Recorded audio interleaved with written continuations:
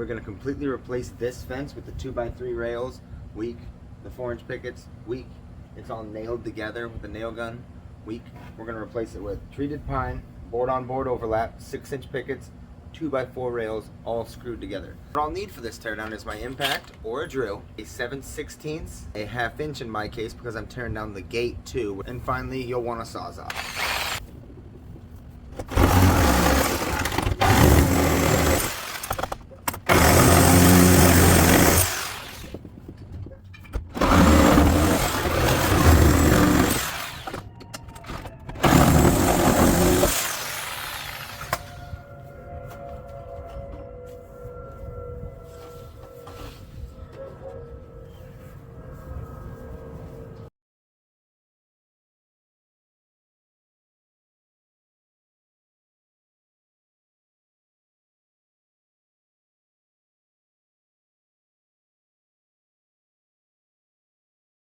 So now what we got to do is take our 7/16 and drop off 6 bolts per rail per post, so 12 total per post.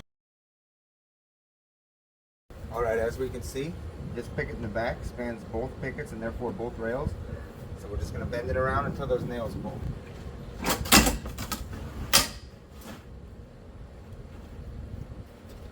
Same thing. Easy peasy.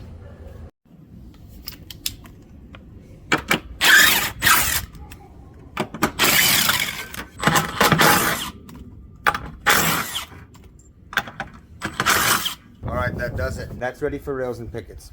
I'll also point out to you that these are in such good shape, I may try and give them away for free versus having to pay Ivan to come get them. Next step, I'm going to remove each of the caps and then move the brackets up as high as I can to reduce how much of the pickets actually extend past the top rail to help cut back on the tops, kind of warping in and out some over time. I'm going to ultimately flip the brackets around so the rails are on this side and the pickets are that way. That way the customer's dogs are pushing the pickets into the rails instead of pushing them from the back off of the rails. So if the bracket's here on the picket, I know the rail's going to stick up 3/8 inch past there. So that's where the rail is going to be.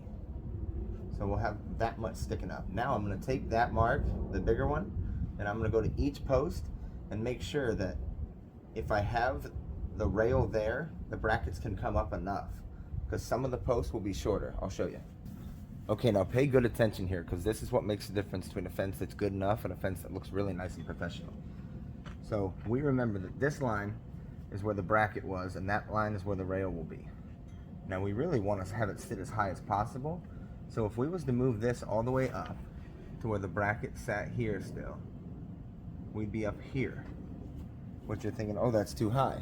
But we are going to use a 2x6 lower rail, so we can afford to come up a little, so that's what we're going to do. Okay, to make that make a little bit more sense, that post I was just at it appears visually to be the biggest gap between the string and the ground. That's where the lawn is dipped and graded the most. So we know that even on that post, we can bring the bracket all the way up to the top of the post, which means that on this end here, we're going to do the same thing with our string. We're going to operate under the assumption that if the shortest post can accommodate the bracket being all the way at the top, and thus limiting how much of the picket overhangs the top rail, we're going to move that one to the top, and then we're also going to go all the way down to the end and do the same on that one. Alright, so we're down at the other end. We're going to move this one to the very top of its post as well. Okay, so on both ends of the fence, the string is at the very top of its post. That's too high. Even if I move the rail up here and overhang the rail by 1/4 inch, there's still too much of the rail above it for my liking. So I'm going to go back down to that one, and I'm going to lower it just a little bit. So I'm going to slowly bring this down while I'm watching the rest of the posts until I reach what I think is a pretty good compromise. Now, as you can see, might be a little tough, but the string isn't quite over the top of any given post. It's pretty much right on the tops. I'm going to take a Sharpie and mark each post at the height that it intersects the string. Alright, I'm now going to take my impact and a 7/16, and I'm going to use that on the bracket tensioner bolt to loosen them, turn them around facing the customer's yard, and raise them up till the top of the bracket is right at my Sharpie line on every post. If y'all haven't already, please consider throwing the video a like, throwing the channel a sub, and engaging with my other content. I appreciate your time. Okay, I got all the top brackets flipped, moved up to the height that I marked with my Sharpie. Now we can get the string out of here. Tough part's done. All right, I've got 2 screws, 1 3/4 inch. I'm gonna take the prettiest side of the rail and face it towards the customer that won't have the pickets. So I'm gonna set it on this bracket, bring it over to this one.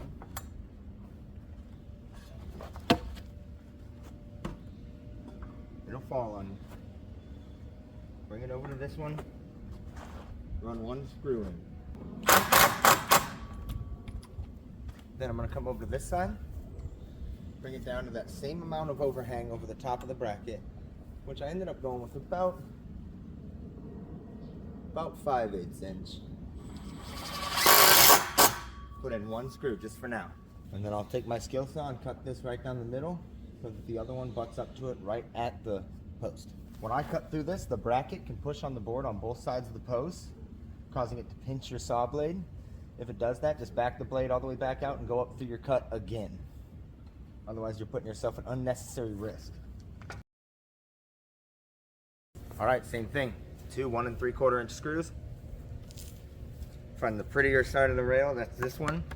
Put that towards the customer that won't have the pickets. Set this end on the bracket, literally on top of the bracket down here. And then marry it up down to this end. Affix it with 1 screw through the bracket, which is a little tough with 1 person your first few times, so don't get discouraged by that. And then again, the overhang of the rail to the bracket down there, I'm going to mirror that.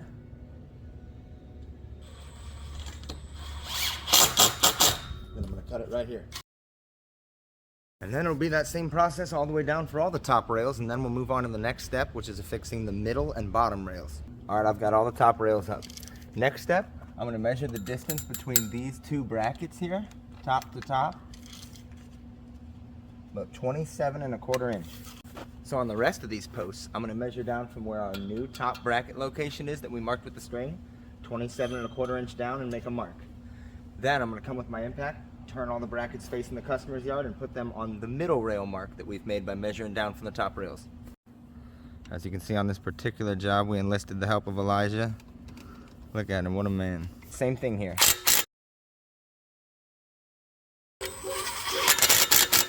And now I'm going to do that for all the middle rail brackets. All right, middle rails, same as the top. Everything's the same. We got dogs barking at us. If y'all haven't already, please consider throwing the video a like, throwing the channel a sub, and engaging with my other content. I appreciate your time. And then I'll do that for all the rest of them. All right, guys. Bottom rail is going to be the same, except for the brackets, we're not going to measure down. We're just going to go until they comfortably sit on the ground to prevent dogs from digging. So here we go. All right, each one I'm going to put a little weight on it.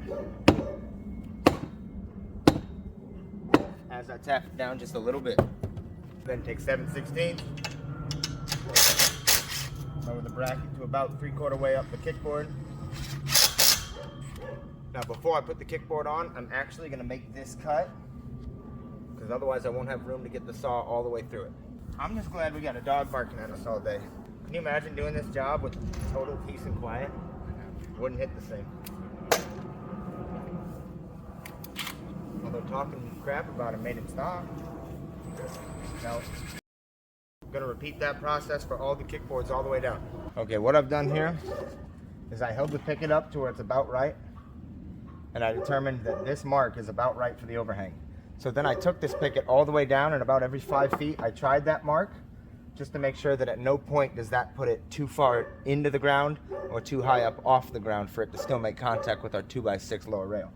So now I transfer that mark to another one.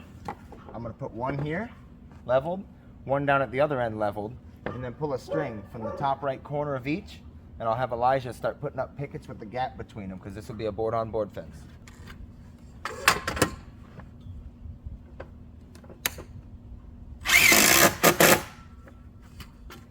Now again, top right corner.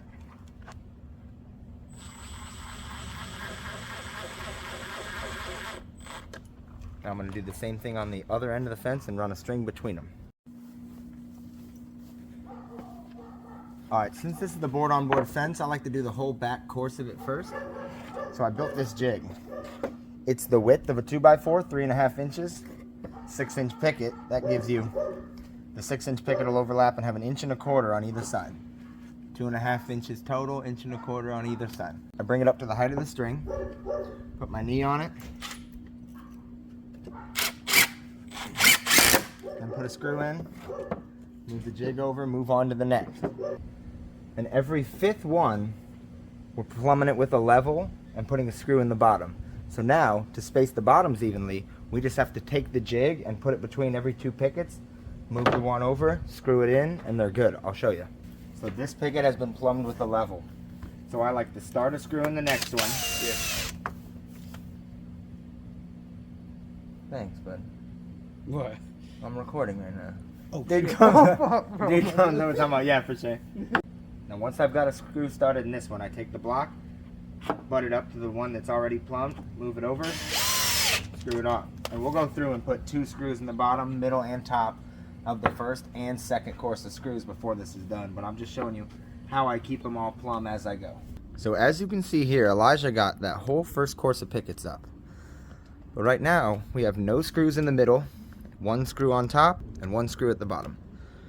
So I'm gonna go through and put a 2nd screw in the tops, 2nd screw in the bottoms, and 2 screws in the middle. This isn't a great example, but if this gap were quite a bit bigger than this gap, indicating, you know, this picket maybe bellied over, warped a little, you can screw a screw in at an angle, and typically you can pull that over just enough. You try and overdo it, it's gonna strip out, but if you're careful, you can pull those over just enough.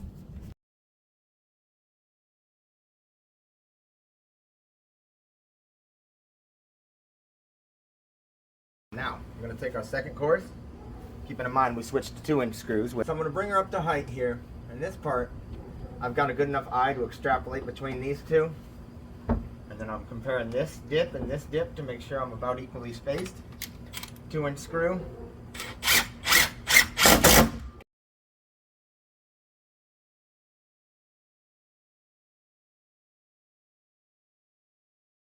Alright, so we got the whole 2nd course on with 6 2-inch screws per picket. 2 in the top rail, 2 in the middle rail, 2 in the bottom rail. Now, we're going to hit this fence with a coat of oil-based walnut penetrating stain. And there's probably more than one of you out there saying, Shreves, that's treated pine, mate. You can't stain it. It won't take. If you use an oil-based on pressure-treated pine, it'll take right away. But this has been out in the sun for about a week. I usually tell customers if you're wanting a water-based or a semi-solid or a solid stain, you should give it about 3 months. You just watch. You'll be amazed at how well this premium penetrating oil-based stain takes on this treated pine. So I'm going to get started. I'll pan the camera around and show you how the fence turned out, and then I'll show you the process of loading the stain gun with stain, and then we'll get started. Okay, so here's what we ended up with. There's the gate. 55 feet treated pine board on board, 6 foot tall. Customer said she's a real beauty, and I tend to agree. This stain was stirred at the last job just this morning, so I'm just going to give it a quick shake to wake it up. That's Smitty's wood stain in McKinney, Texas. If you live anywhere in the Dallas-Fort Worth area, let me put you on. It's the best stuff money can buy. It costs about half as much as Ready Seal, and I would still choose to buy it even if it costs 20% more than Ready Seal. This gun here, I only ever use for oil-based stains, so it doesn't really need much cleaning out. I do need to find a flat surface to pour here. This Smitty's wood stain comes in 2 gallons, which is what this is, and it comes in 5 gallons. We're just going to fill our cup up good. This is an Avanti 120 volt handheld sprayer from Harbor Freight, about 65 bucks. I've had the $200 Wagner ones, but this 120 volt Harbor Freight spray gun made by Avanti, it's the best one money can buy. I've bought 3 or 4, and all 3, yeah, 3 of them, I lost one. All 3 of them that I have still run, with a couple of them being, you know, 2 or 3 years old. I mean, they're just great for the money. They work good, they're low maintenance, they're durable. You really want to put a respirator on, even with water-based. But with oil-based stain, it's especially critical.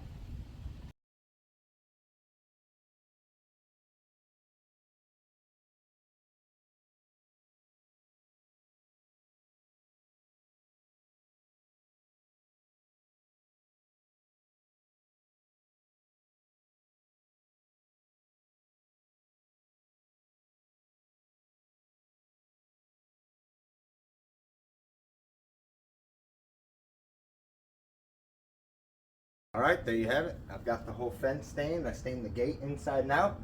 Being careful not to get stain on any of the customer's home or property or the neighbor's home or property. So I'll take you on a walk back there and we can check out the end results.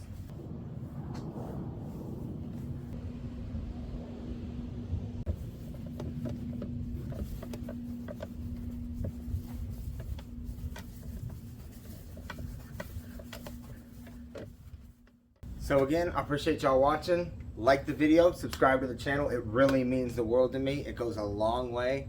Just subscribe, like, it's done. You know, watch some of my other content. Tell me what you think. Comment on the videos. Leave me some feedback. See you on the next one.